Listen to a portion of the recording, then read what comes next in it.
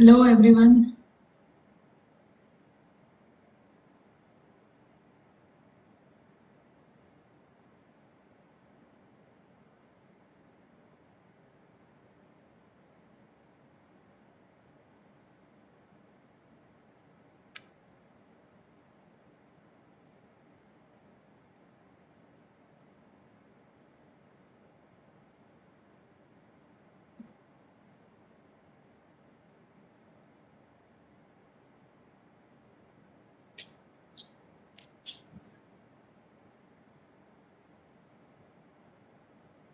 Okay, so by the time others are joining, Pranay, you are there? Pranay? Roll number 22, Pranay?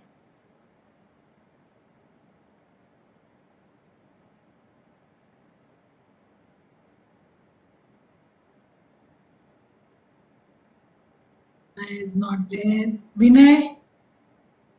Roll number 13.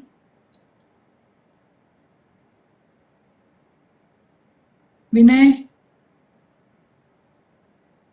Am I audible?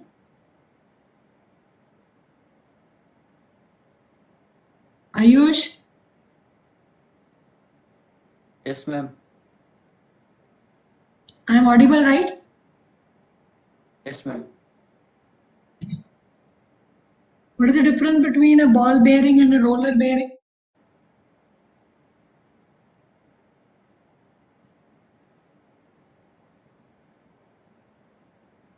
Ayush? Ma'am, I have not attended last class. Very good. Sarthak?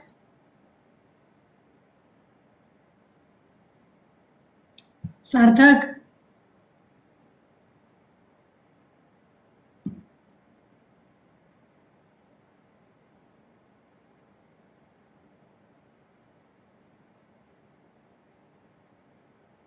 Devansh?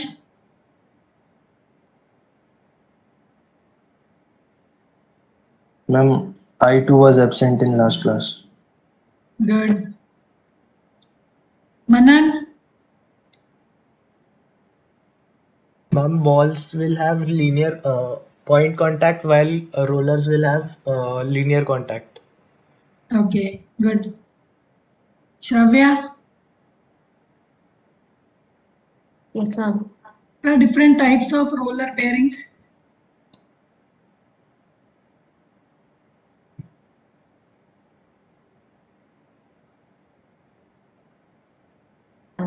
Spherical roller bearing,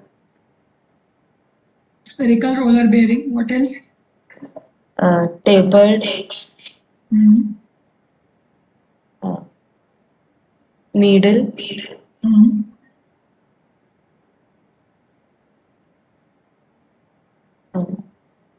I know only this much, ma'am. Okay, Rishikesh, you are there? Rishikesh? Roll number 40.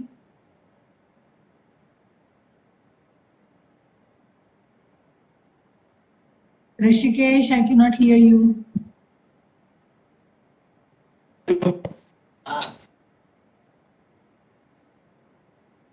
Rishikesh, what do you mean by L10 life?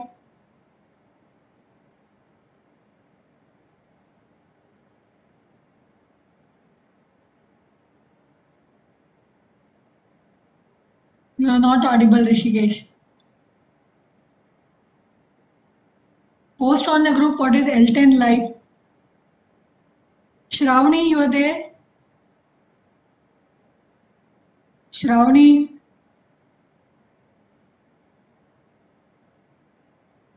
Shravani is also absent. Deepika?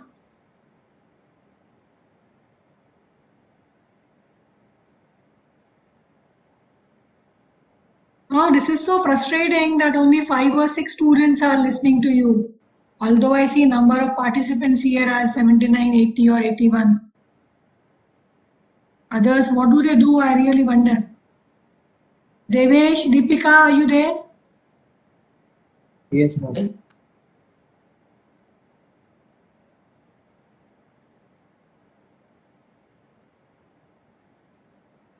Okay, Deepika, what do you mean by average life or median life?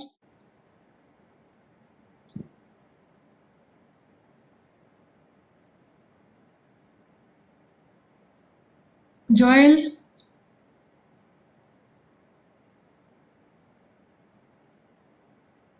Joel is absent. Ajal?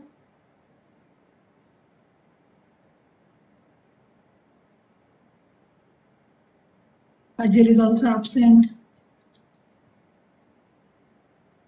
Riddhima? Yes, ma'am.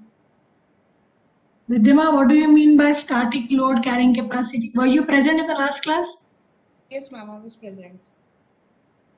What Ma'am, do the you static mean by load carrying capacity is the maximum static load till permanent deformation in static condition. very good? First correct answer. Kaustubh, Yes, ma'am. what is dynamic load carrying capacity? The maximum dynamic load it can carry.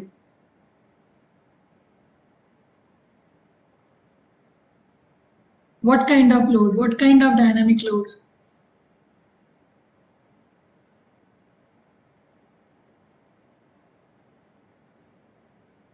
Vedant,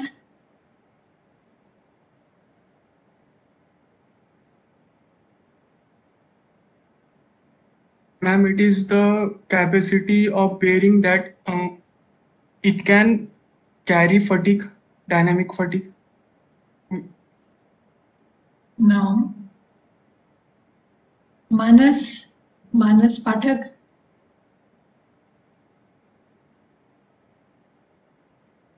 So it's the capacity of that bearing to bear the dynamic load before permanent deformation, like time variant load if is applied on the bearing than before plastic deformation. no, this is not the definition that we discussed in the last class. We have given a very specific definition of dynamic load carrying capacity. Who is giving me the answer? Nipun, roll number 72.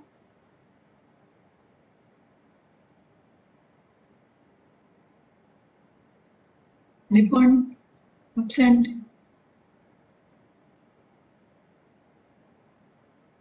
Am I not audible to most of you? Bharti?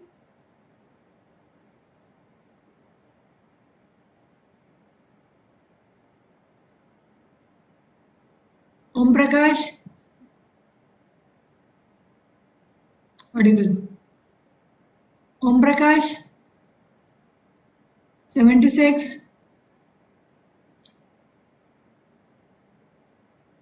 Absent. Prabhat? 79. Prabhat is also absent. Prajwal?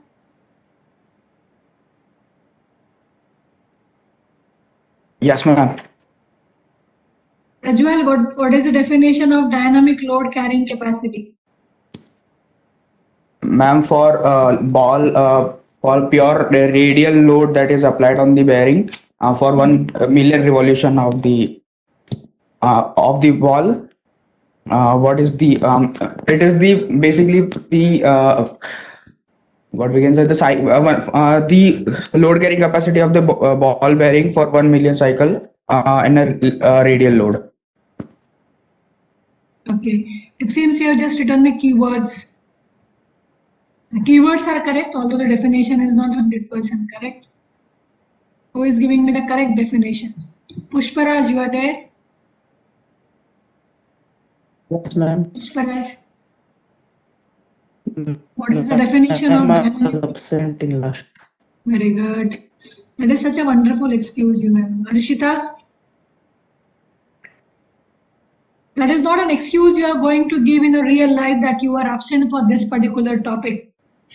If you are absent, you have to consult your friends, ask what was discussed, and you have to brush up those things. Arshita,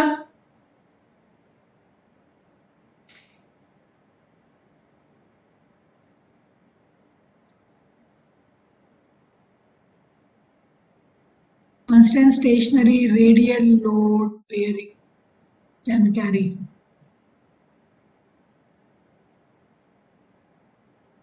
No.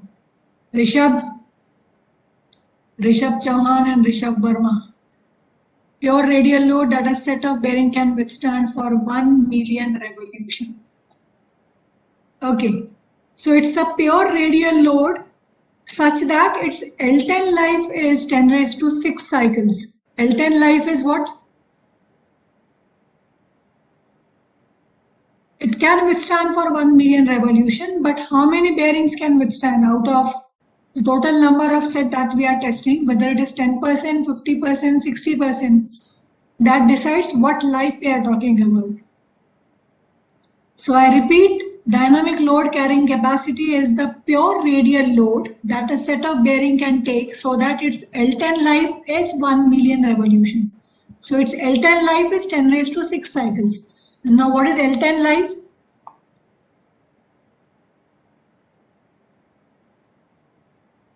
Who is giving me the definition for L10 life? Harshil? 10% of the bearings would fail and 90% will sustain the load when all these bearings are tested under identical load condition. So based on this, we are going to discuss about how to find the life of the bearing, or from the life of the bearing, how are we going to find out number of cycles it can withstand for any kind of bearing. So we have discussed about different types of bearings. We discussed about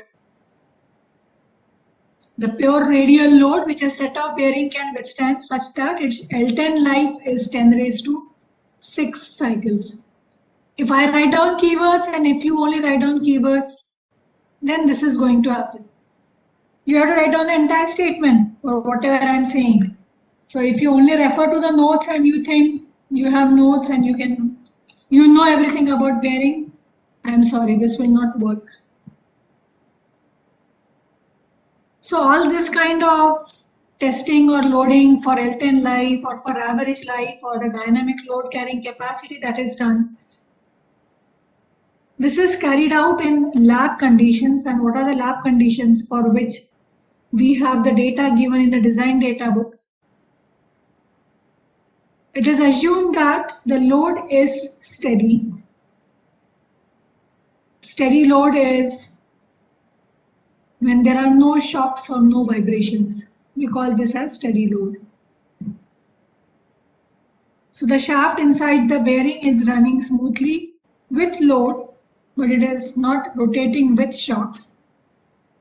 Now we know that in any kind of bearing, whether it's a ball bearing or a roller bearing, we have an inner race and we have an outer race. This is the outer race and this is the inner race. There can be different combinations. Inner race is rotating, outer race is fixed, or outer is rotating, inner is fixed. Accordingly, we have different parameters given in the design data book. But the lab conditions in which these readings were taken, it is assumed that the inner race is moving and the outer race is fixed.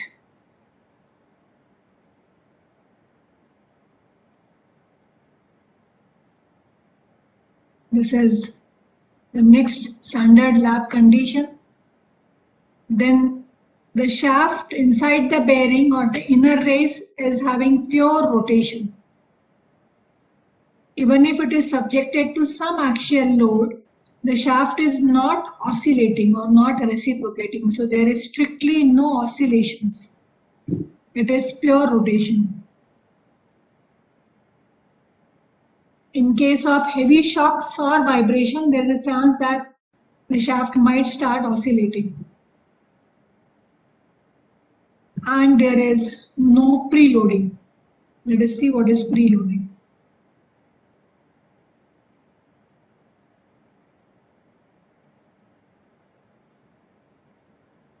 Anybody can tell me what is preloading in case of bearings?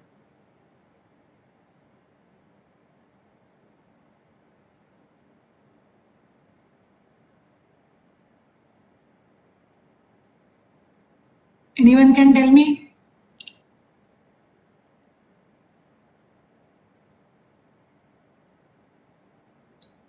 Preloading.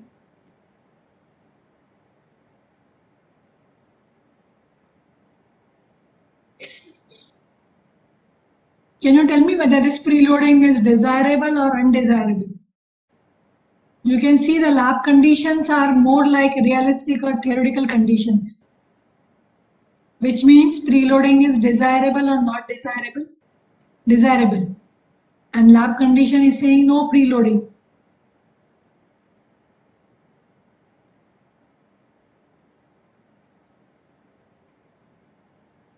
What happens is when the balls are inserted inside the bearing,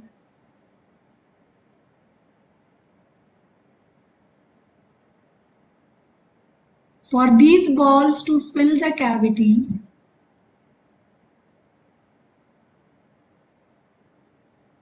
there is some clearance created. And if there is this clearance, if I'm drawing a larger diagram, say here, one ball is here, another ball is here. And if this clearance, the space between the ball, if this is huge, what will happen? If this space is large, what will happen? This will still rotate with minimum friction, but these balls, this will impact on each other. If the spacer is not proper, and even if the spacers are proper, because of the clearance, these balls, they impact to each other. So this leads to impact within the bearings.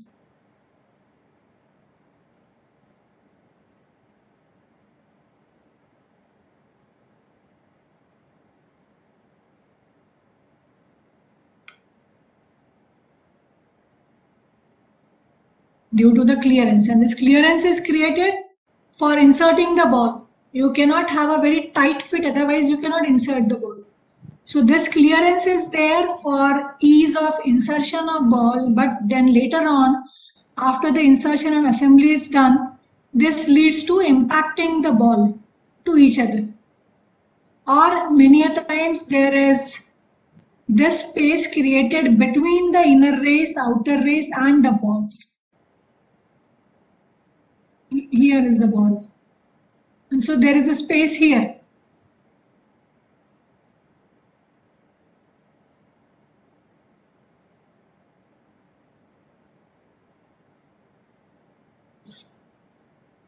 There is some doubt. Let me read it aloud. And all the ball bearings are tested in same conditions since they are manufactured by same process. If the failure occurs, most of all of them will be worn out at the same extent. The chances for only 10% being worn out will be less. So are we certain that 10 will occur? Please explain. Okay, so there is a doubt raised by one of the students who is saying that what is L10 life? Because if all the ball bearings are tested under same condition, manufactured by the same process, still only 10% of the bearings would fail. So how this is possible? Either all of them would fail or none of them would fail. Is this your doubt?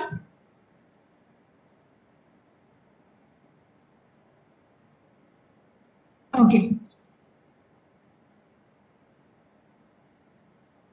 Even if they are tested on the same condition, but during manufacturing, during assembly, during the manufacturing of the balls or the races, inner race, outer race, during the surface finish operation, the process by which the balls are manufactured, one of the ball still might have some blowhole or air trapped inside. So there can be flaws at different stages, and what we are checking is only at the testing stage. So when it comes to testing and trial, there can still be other variables related to manufacturing, variables related to assembly. Now nowhere in this definition of L10 life it is said that they are manufactured also under the same condition. The definition says that only the test is taken under the similar condition. if I want to give you the example, all the students, they are appearing for the same question paper, assuming in the physical mode, in the same hall, and the same invigilator is invigilating there, and the same amount of time, same kind of answer sheets is given. But each student is scoring different marks, and say only 10% of the students are scoring more than 90% marks. So this happens because each student is groomed in a different way. So when they are coming to say third year engineering or sixth semester of engineering, by sixth semester, the way they have groomed, the way they have prepared themselves, the way they write the answer, the way they present the answer, that might still be different. So the definition of L10 life only specifies that testing is done under identical condition. But manufacturing, assembly, surface finishing, all those conditions might still be different. And in almost all the factories where the quality test is done for ISO certifications or for any kind of certification, they always check for how many number of parts fail out of 1,000 parts. So out of 1,000, if it is the failure rate is only 5 or 6 and the remaining can sustain the entire process, then they say that the product qualifies this particular norm. So even if they are manufactured in the identical condition, there are still chance that few of those samples they fail. So that is how the life is measured or predicted. Have I answered your question? Okay, good. So we don't want this preloading in the lab condition because this will lead to impact, and this impact will lead to shock, and this will not follow this condition of steady load. So what do you think can be done to reduce the clearance? Clearance between the ball or clearance between the race and the ball? If you reduce this clearance, these balls will also come closer. So there is a process by which this clearance is reduced.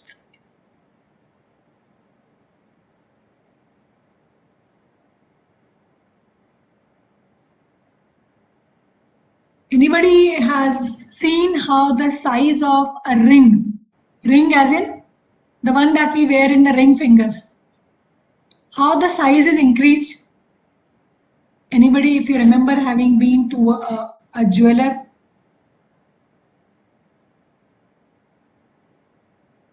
that tells me how good or bad of, yes, they are placed in a tapered rod and then they are gently hammered.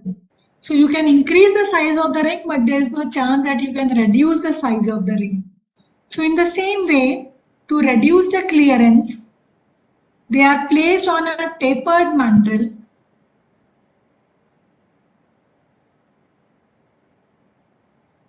So this is, look at these lines.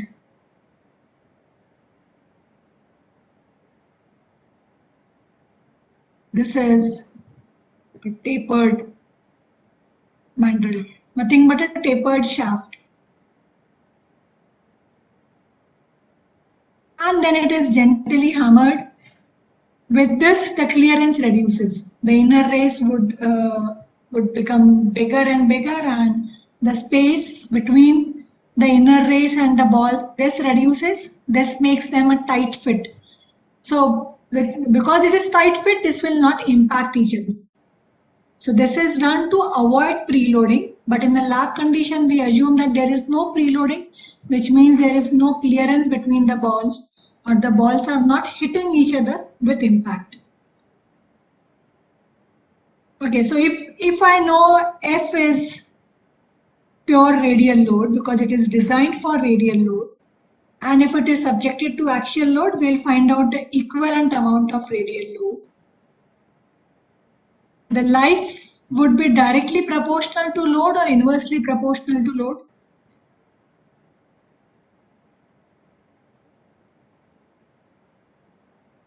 As the load increases, the life would increase or decrease. Inversely proportional. But this is inversely proportional to cube of the radial load, pure radial load. This is the relation for ball bearing. And for roller bearing, the life is inversely proportional to F raised to 3.3. This is also given in the design data book for roller bearing. 3.3, or this comes out to be 10 by 3. Now for ball bearing,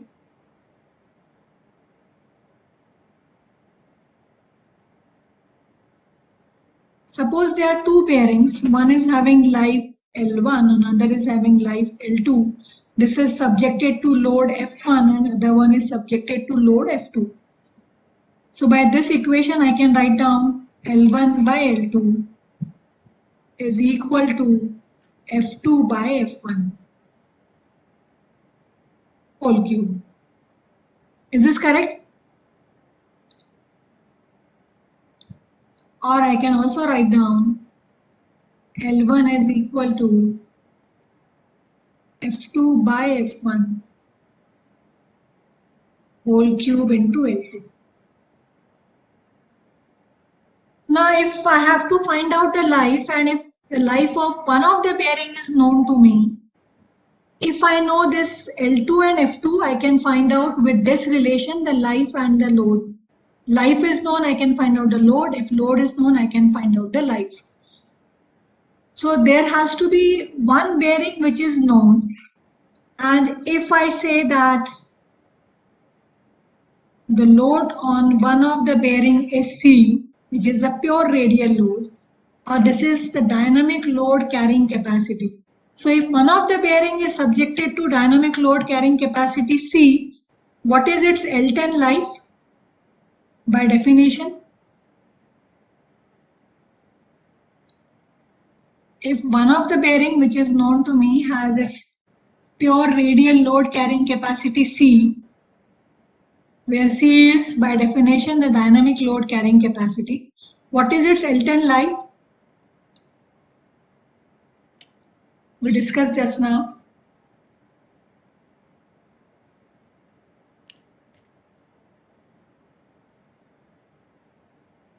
Ten raised to 6. 1 million revolution. This is its L10 life. So I can write this as L1, which is the unknown bearing. This is equal to, if L2 and F2 are my known bearing, F2, this load is C, which is the dynamic load carrying capacity. This will be given in the design data book. Upon F1, the pure radial load coming on the bearing with life L1 whole cube, and L2 is this L10 life, which is 10 raised to 6.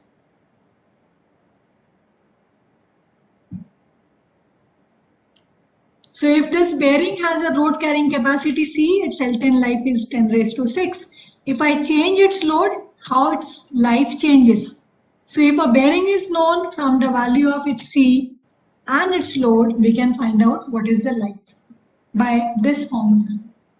So either we write down the life as this much in 10 raised to 6, or we write down the life is C by F1 whole cube million revolutions. This is its L10 life with the change in the load.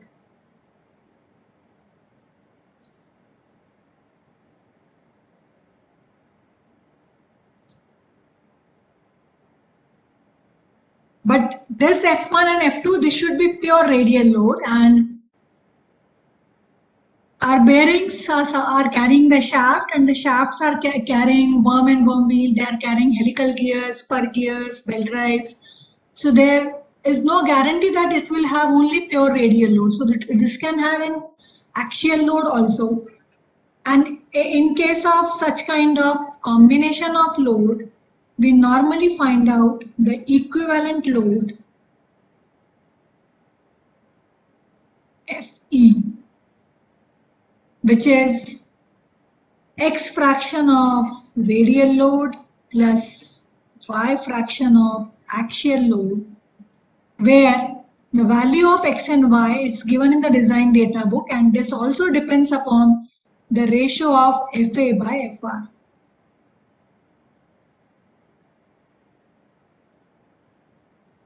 and then this will also be multiplied with number of factors depending upon what? What would these factors be? We have discussed just now.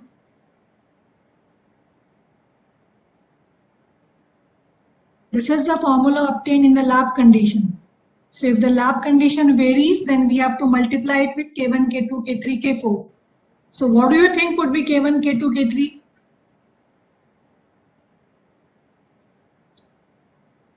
Amir?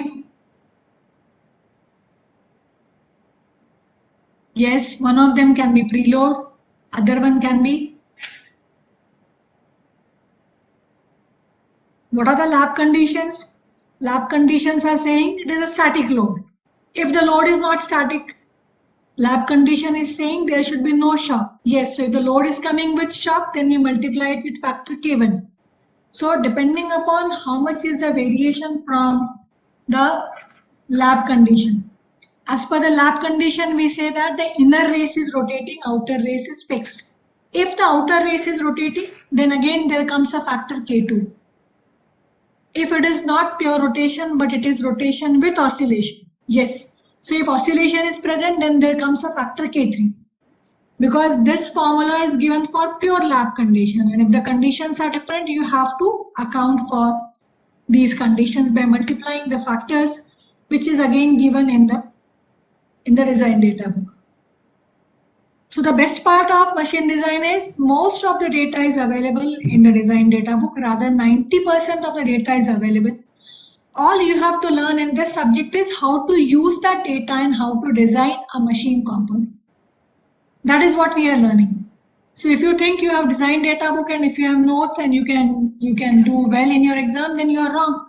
Because you should know which formula to use, which factor to use, and when to use. Because your problem statement will always be vague. Your numerical will be giving you minimum possible data. So what you are assuming and how you are assuming, that you have to justify. And there might be a condition where a bearing is subjected to varying loads, which means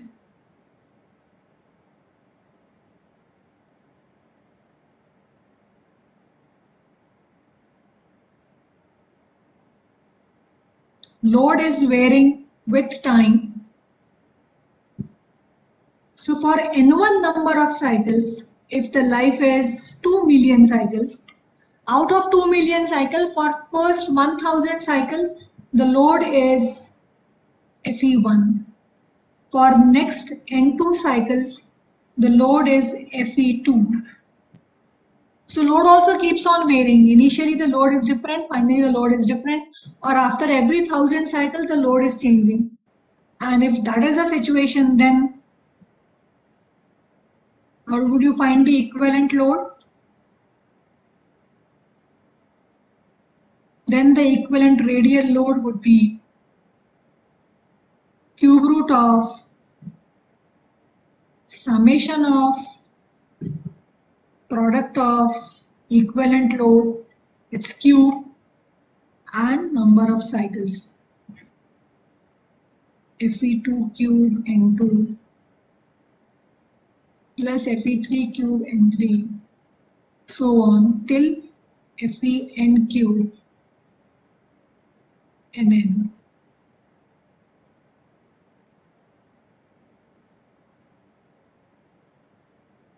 This is whole divided by summation of n. This is total number of cycle and cube root of this. This will give you the equivalent radial load, Feq,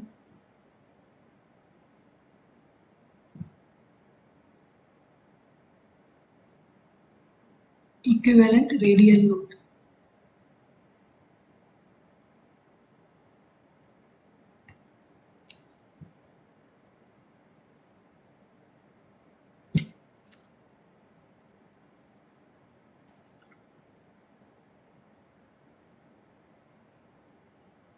Okay, let's start solving the problems. We'll take up the simple numerical first.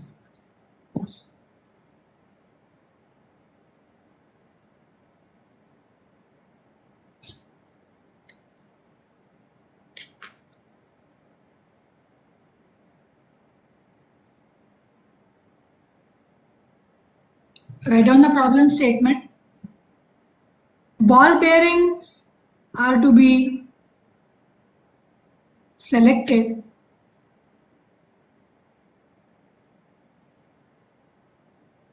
for an application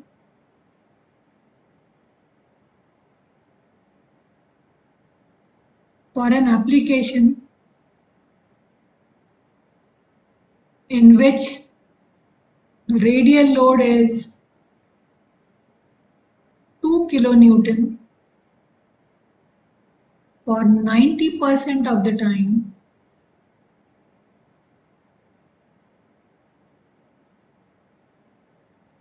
and 8 kilonewtons for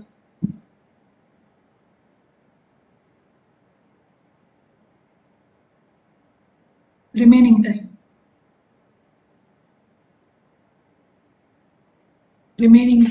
10% of the time. If the shaft rotates at 150 rpm,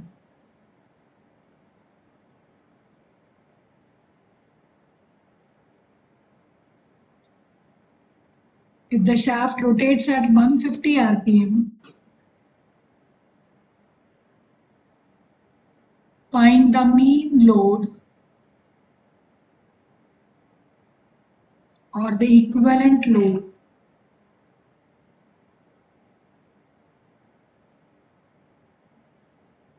for 5000 hours of operation.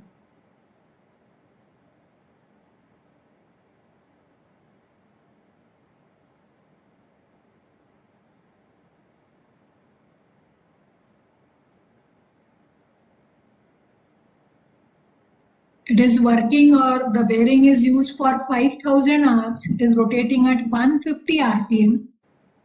And for 90% of the time, the 90% of the 5000 hours, the load is 2 kilonewton. And for 10%, the time it is 8 kilonewtons.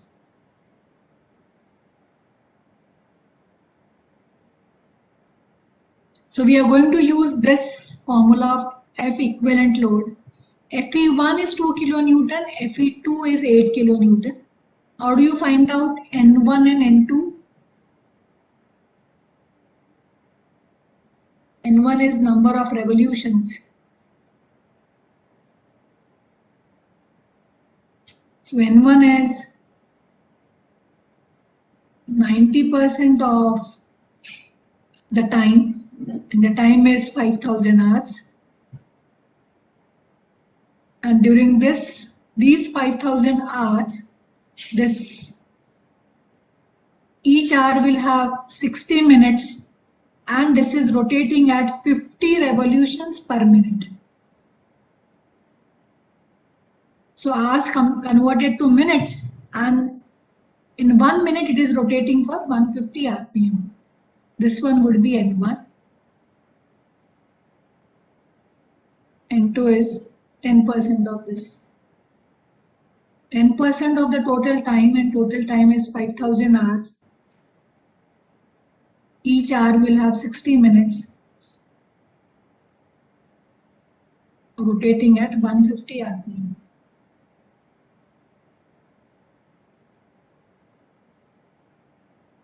So this is giving me what? This is giving me number of revolutions. We are multiplying rpm with minutes. So what is left is only revolutions.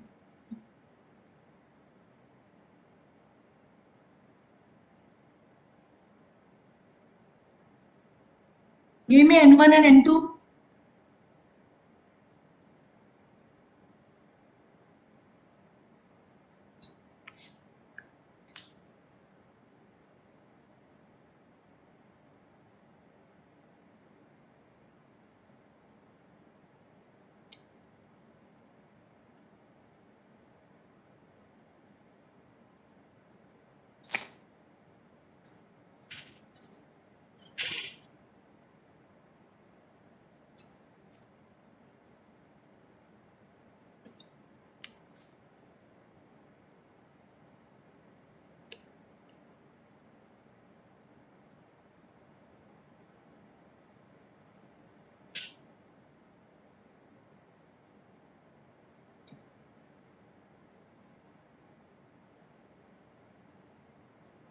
Give me N1. 40.5 revolutions. 40.5 million revolutions. And 4.5 million revolutions. Now give me what is the mean load or the equivalent load.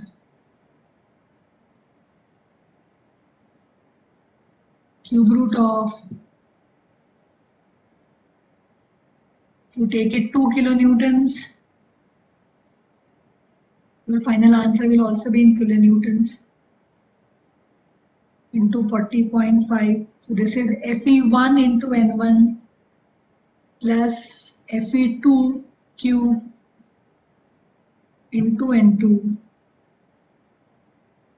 Total RPM is this plus this, which happens to be 45. So you will get the answer in kilonewtons.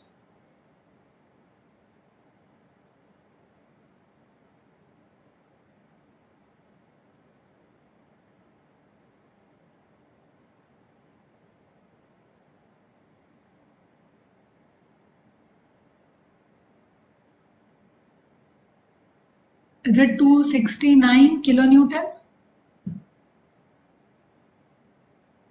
Please check your answers.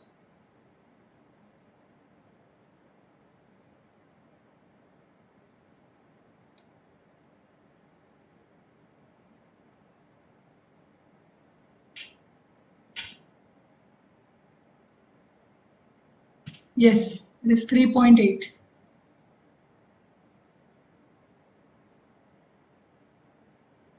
3.87 kilonewton.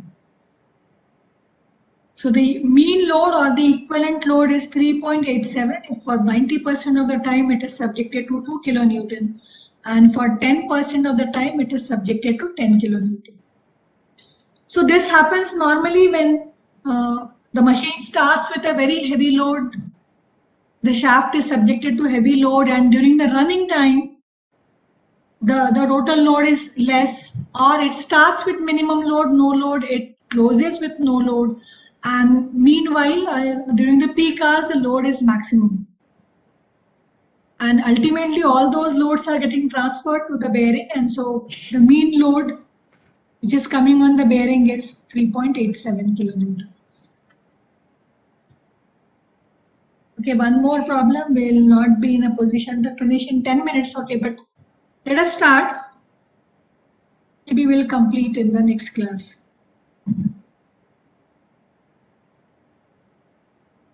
A bearing is mounted to support a vertical shaft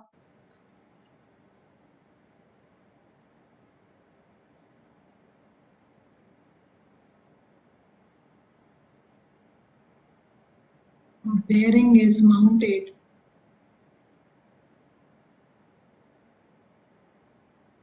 to support a vertical shaft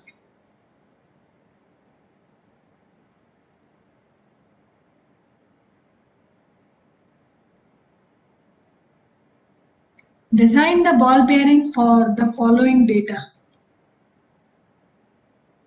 Design the ball bearing for following data. Radial load is 7 kilonewton. Axial load is 2.1 kilonewton.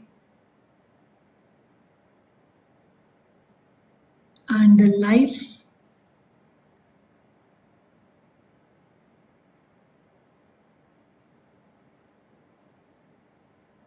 that is given is 162 million revolutions.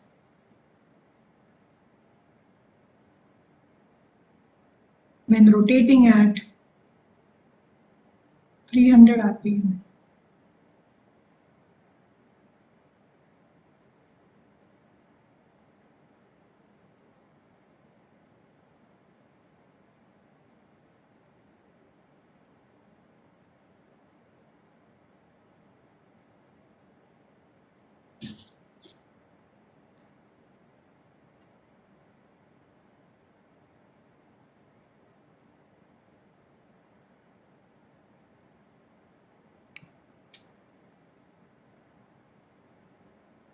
Okay, so open the design data book, PSG design data book, page number 4.4.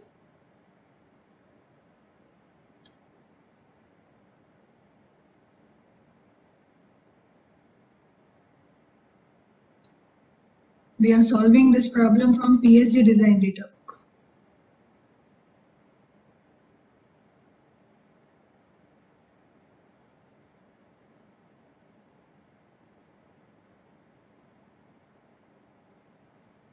Equivalent bearing load. Since we have radial load and axial load both, we have to find out what is the equivalent load, which will be x times FR plus y times FE.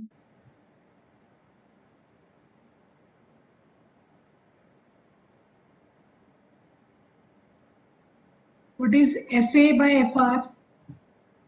What is this ratio coming out to be?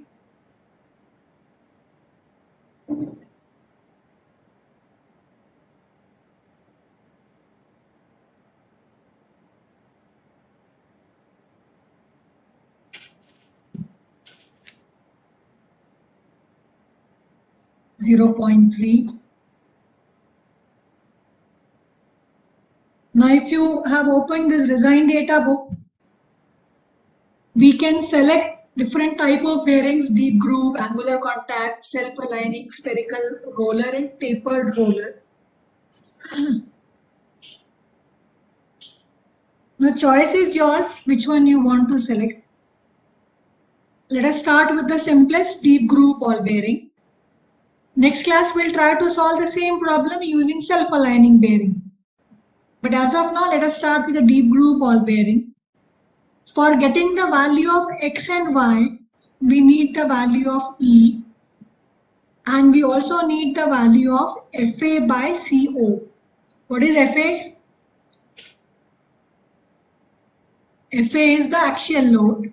And what is C naught or CO? We discussed in the last class. Static load carrying capacity. Now the value of static load carrying capacity C naught, this depends upon the type of bearing that we have selected, and that is given in the tables in the coming pages. But unless you select a bearing, how would you know what is C naught? And unless you know C naught, how would you select the bearing? And so we have to assume some bearing. We solve the problem. Then we check what is the value of C naught. Whatever we have assumed, the value of C naught is less than that or greater than that. That we'll cross check.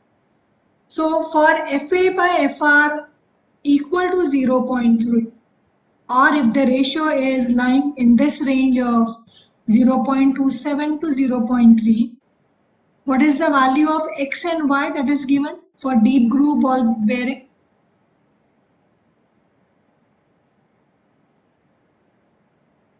X and Y.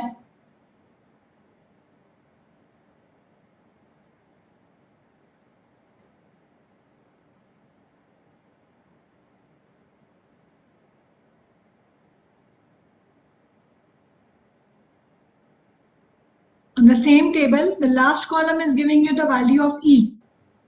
And we have to check whether our FA by FE, FR, this is less than E or greater than E. Our ratio is coming out to be 0.3, which means we have to select the value of E as 0.24 or 0.27. If I am assuming E as 0.24 or E as 0.27, then my FA by FE, this value will be greater than E.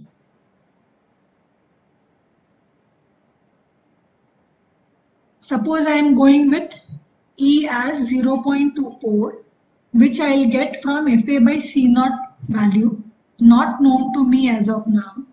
I am assuming E as 0.24, and so my FA by FR, which is 0.3, this is greater than 0.24 from the design data book. So what is the value of X and what is Y?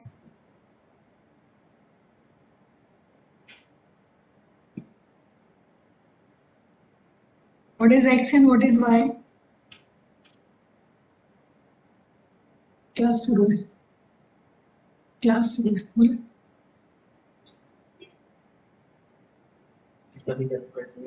हाँ 5 minute रुकिए If FA by FR is greater than E, what are the values for X and Y? 1 and 0 are if FA and FA by FR is less than E. Yes. X is 0.56. Y is 1.8.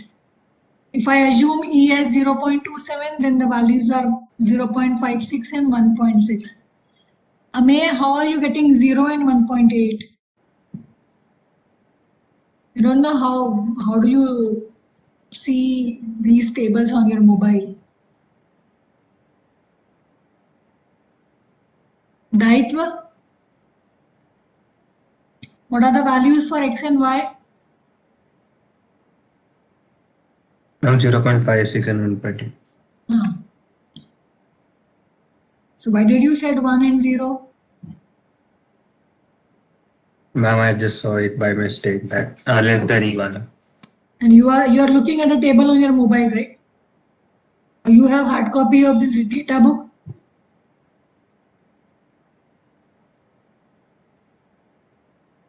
Mobile, yeah. So that's what would happen. So for this value of X and Y, we have to find out what is the equivalent load. And this will be X times FR plus Y times FA. Give me the value of FE.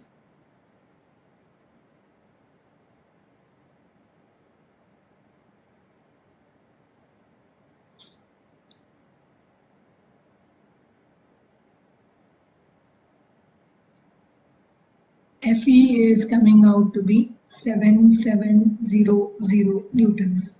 Correct. And now since we have to decide what is the type of bearing, we'll find out what is C. So L10 life is C upon Fe whole cube million revolutions by formula. We know what is Fe. We know its life. The life is given as 162 million revolutions. Give me the value for C. Fe is 7700. L, the life is given as 162 million revolutions. Give me the value for C.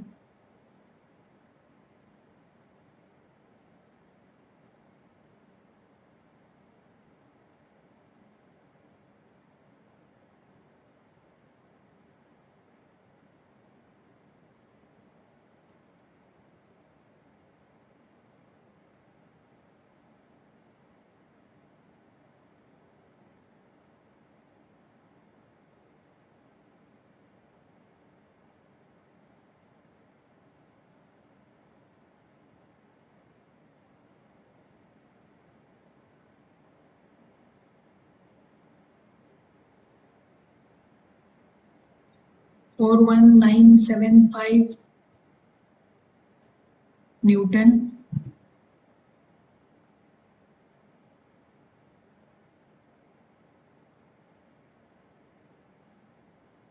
Okay, refer the design data book for deep groove ball bearing,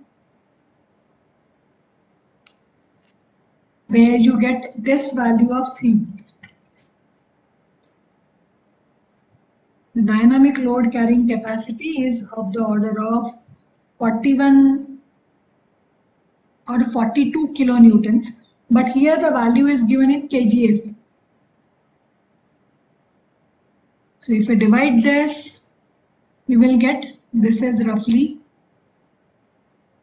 divided by 10. So 4197 kgf. So check for the value of 4197 kgf. You will not get exactly this value. So go for a higher value. For deep groove ball bearing, Series 60.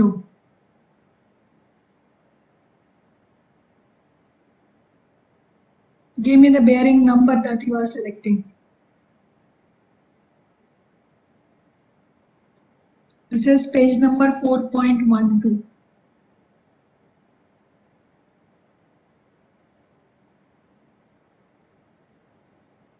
Check for the last but one column, which is giving you the dynamic load carrying capacity.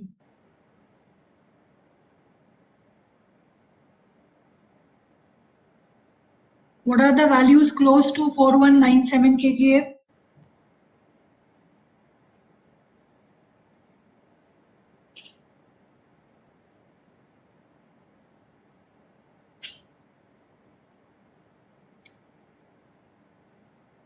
Three 3900 and 4550.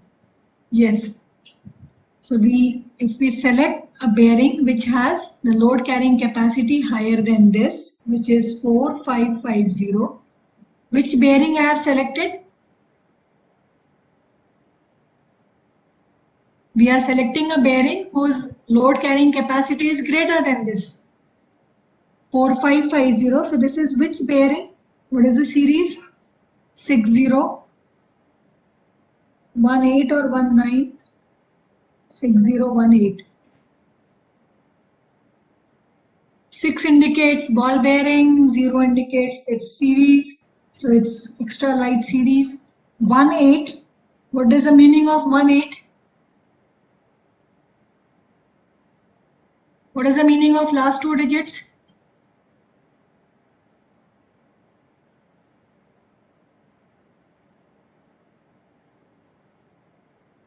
Is this 18 indicating the bore diameter? The bore diameter is 18 into 5. So 90 mm is the bore diameter, which is given in the next column. After 6018, the diameter is 90, which is the diameter of the bore. So this is indicating bore size. Now we have to check whether our selection is correct or not, because for 6018, now the value of C0 is given. From C0, we'll again calculate what is FA by C0, and then we'll see whether our value of E that we have selected or X and Y that we have selected is correct or not. So this way we go on iterating. We continue to iterate and select the bearing which has a load carrying capacity as given. So this we will take up in the next class. So this Saturday, no class. We'll be meeting again next Tuesday. So meanwhile, if you can explore on your own, try to solve more problems on bearing design so that you can ask me doubts. So next full week, we'll be designing the ball bearing. Really appreciate if you can come here in the campus in the physical form. It would be more interesting. It would be more effective. Teaching would be more effective.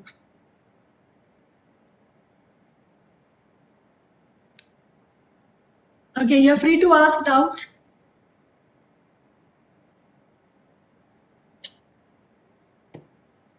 For bearings, I am referring to the book of Black and Adams and Norton. Numericals, very few numericals are given there.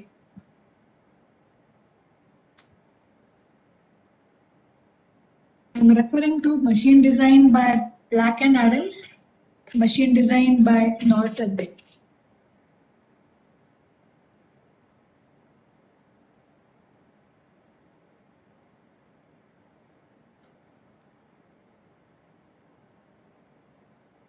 We can assume E greater than 0.3, but here we are now going to check for this value of C. We'll find out what is C0. And from FA by C0, now we have the exact value. And we also have FA by FR. And accordingly, we'll have to change the bearing. So this one was like a preliminary design because we want to guess something around which bearing we are selecting.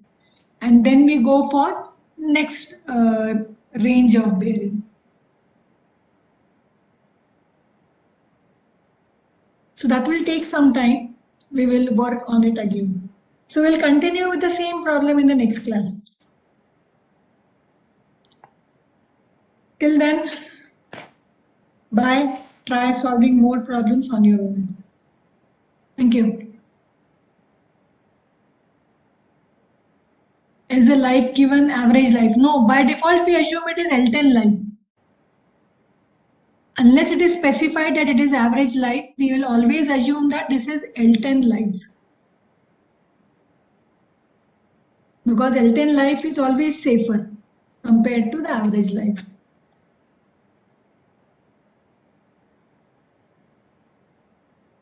Is that clear, Saurabh?